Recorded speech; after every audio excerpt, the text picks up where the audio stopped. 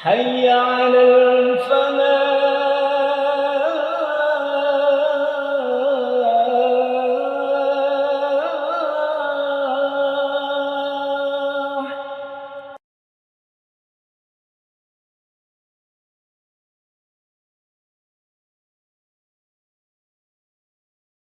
Assalamualaikum warahmatullahi wabarakatuh.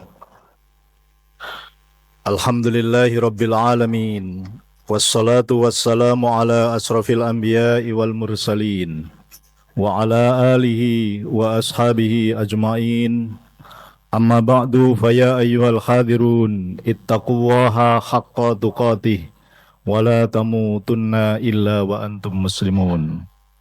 Hadirin sidang jamaah Salat Isya dan Qiyam Ramadan yang dimuliakan Allah Subhanahu wa Ta'ala. Kita bersyukur kepada Allah malam hari ini kita diberi kekuatan oleh Allah untuk menunaikan Siyam Ramadan dan Salat Isya dilanjut dengan Tarawih malam hari ini. Jamaah sekalian, salah satu syarat sebuah bangsa untuk bisa dikatakan maju ketika bangsa itu memiliki sumber daya manusia yang kuat. Karena itulah di dalam hadis Nabi, Allah sangat menyintai orang-orang yang beriman itu yang kuat. Al-mu'minul qawiyyu khairun wa ahabbu ilallah minal mu'minid dhaif. Orang mukmin yang kuat itu lebih baik dan lebih dicintai oleh Allah daripada mukmin yang lemah. Salah satu ikhtiar untuk bisa menghadirkan sosok-sosok mukmin yang kuat adalah melalui pendidikan. Maka dalam kaitan ini Allah Subhanahu wa Ta'ala di surah An-Nisa ayat 9 mengingatkan kepada kita semua, A'udzubillahi minasyaitonir rajim. Wal yakhsal ladzina law taraku min khalfihim dzurriyyatan dhi'afan khafu 'alaihim falyattaqullaha wal yaqulu qawlan sadida. Ayat ini menegaskan kepada kita semua agar kita ini mempunyai kekhawatiran jangan sampai kita meninggalkan generasi yang lemah. Karena itu syaratnya adalah falyattaqullah, bertakwalah kepada Allah, wal yaqulu qaulan sadida, dan berikanlah ucapan kepada anak-anakmu itu dengan ucapan yang berbobot, dengan ucapan yang terbaik. Saya menerjemahkan wal yaqulu qaulan sadida itu berikanlah pendidikan yang terbaik. Bagaimana memberikan pendidikan yang terbaik kepada anak-anak kita? Khalifah Ali pernah menyampaikan, Allimu auladakum fa innahum makhluquna li zamanin ghairu zamanikum. Berikanlah pendidikan kepada anak-anakmu karena sesungguhnya mereka itu hidup pada zamannya yang tidak sama dengan zamanmu dulu. Dengan kata lain, berikanlah pendidikan kepada anak-anakmu yang tidak sebagaimana engkau pernah mendapatkan pendidikan di zamanmu dulu, karena mereka hidup pada zaman yang berbeda. Hadirin sekalian yang dimuliakan Allah Subhanahu wa Ta'ala. Peradaban manusia terus mengalami perkembangan, dan ini juga mempengaruhi seluruh kehidupan manusia tak terkecuali pendidikan. Pendidikan bisa membangun sebuah peradaban, tetapi sekaligus peradaban itu juga mempengaruhi pendidikan. Saat ini kita semua melihat dan merasakan dunia telah mengalami sebuah perubahan yang sangat dahsyat. Terjadinya revolusi industri 4.0, society 5.0 telah mempengaruhi hampir semua bidang kehidupan manusia, tak terkecuali juga pendidikan. Nah, jamaah sekalian, Apa yang harus kita lakukan? Tentu sebuah pendidikan yang akan menyiapkan generasi yang kuat, setidaknya dalam proses pendidikan itu harus berlangsung 3 proses sekaligus. Pertama, transfer of knowledge, transfer pengetahuan. Yang kedua, transfer of kompetensi, keahlian, kecakapan, keterampilan. Tetapi 2 transfer ini tidak cukup, maka sekaligus harus terjadi transfer of values, nilai-nilai. Nilai-nilai Islam yang berkemajuan itu harus masuk di dalam sebuah proses pendidikan yang terinternalisasi ke dalam diri peserta didik kita. Mengapa? Karena pendidikan itu sesungguhnya adalah proyek peradaban. Ketika kita bicara peradaban, maka tidak hanya fisik yang disasar, tapi justru jauh lebih penting dari itu adalah persoalan al-akhlak, persoalan etika, persoalan moral. Bukankah Rasul Muhammad SAW diutus itu adalah untuk menyempurnakan akhlak? Innama bu'istu liutammima makarimal akhlak.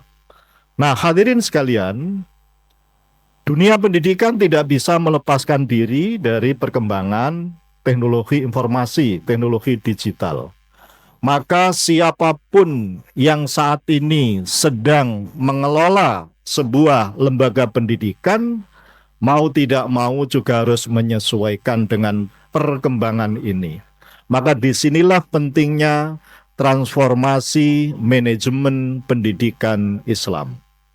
Sebagaimana yang kita pahami, manajemen itu meniscayakan terjadinya proses perencanaan, pengorganisasian, pelaksanaan, dan pengendalian. Maka kemudian proses perencanaan, pengorganisasian, pelaksanaan, dan pengendalian itu harus diikuti dengan sebuah proses transformasi. Maka pengelolaan lembaga pendidikan harus dijalankan secara profesional. Karena mengikuti perkembangan sekarang ini, maka dia harus juga berbasis teknologi yang berkembang sekarang ini. Tetapi tidak boleh berhenti di situ. Semua proses yang dilakukan itu harus berdasarkan nilai-nilai Islam. Nah, dalam konteks inilah maka diperlukan sebuah strategi untuk mengelola sekaligus mengembangkan lembaga pendidikan Islam itu. Yang pertama, tentu mutlak diperlukan pemimpin lembaga pendidikan yang visioner, yang mempunyai pandangan jauh ke depan, dan karena itu seorang pemimpin ini dituntut untuk mengetahui, menguasai sekaligus kemana lembaga pendidikan ini akan diarahkan. Maka dia harus mengetahui jalan-jalan menuju keberhasilan itu. Bahasa lainnya, knows the way. Setelah dia mengetahui kemana lembaga pendidikan ini diarahkan, yang kedua adalah dia harus bisa menjelaskan, mengarahkan kepada semua orang yang terlibat dalam pendidikan itu yang disebut dengan shows the way.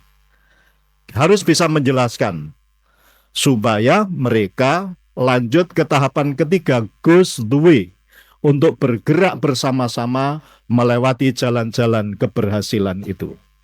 Yang kedua, strateginya adalah melaksanakan atau melengkapi sistem pendidikan itu dengan pemanfaatan teknologi digital. Dengan ini, maka lembaga pendidikan harus mau mengembangkan sistem informasi yang terintegrasi, yang memudahkan siapa saja yang ingin memanfaatkan jasa pendidikan kita itu. Mereka bisa dengan mudah untuk mengakses berbagai informasi yang disediakan oleh lembaga pendidikan itu, sekaligus mereka bisa memberikan layanan yang mudah, cepat, sekaligus akurat, bisa dipertanggungjawabkan. Nah, hadirin sekalian, tentu tidak cukup itu. Semua proses itu tentu harus diikuti juga dengan penguatan karakter al-akhlak al-karimah. Rasul Muhammad SAW menegaskan, "Allimu auladakum wa ahsinu adabahum." Berikanlah pendidikan kepada anak-anakmu yang terbaik sesuai dengan konteks zamannya. Tapi jangan lupa wa ahsinu adabahum, dan perbaikilah adabnya, akhlaknya, etika moralnya. Ini menjadi hal yang sangat penting. Nah, setelah kita bisa menjalankan itu, ada hal yang lebih penting lagi, yaitu bagaimana sebuah proses perjalanan lembaga pendidikan itu bisa dijalankan dengan sangat baik kalau kita di lembaga pendidikan itu memiliki teamwork yang sangat kuat dan kompak. Surah As-Saff ayat 4 mengingatkan kepada kita, Innallaha yuhibbul ladzina yuqatiluna fi sabilihi shaffan ka'annahum bunyanum marsus. Sesungguhnya Allah sangat menyintai orang-orang yang berperang, yang berjuang. Mereka dalam perjuangannya itu berada pada barisan yang rapi, bagaikan bangunan yang sangat kokoh. Lembaga pendidikan adalah lembaga perjuangan untuk mempersiapkan sumber daya manusia. Karena itu siapapun yang terlibat dalam lembaga pendidikan ini, mereka harus berada pada barisan yang rapi, satu sama lain saling menguatkan, tidak boleh terjadi keretakan apalagi perpecahan. Bagaimana itu supaya terjadi kekuatan? Maka masing-masing harus memberikan kontribusi terbaiknya, dan kontribusi terbaik itu harus diberikan secara terus-menerus, tidak mengenal musim. Dan berikutnya adalah semua harus menjalankan dengan penuh komitmen, tanggung jawab dunia dan akhirat. Nasrum minallah wa fathun qarib wa basyiril mu'minin. Assalamualaikum warahmatullahi wabarakatuh.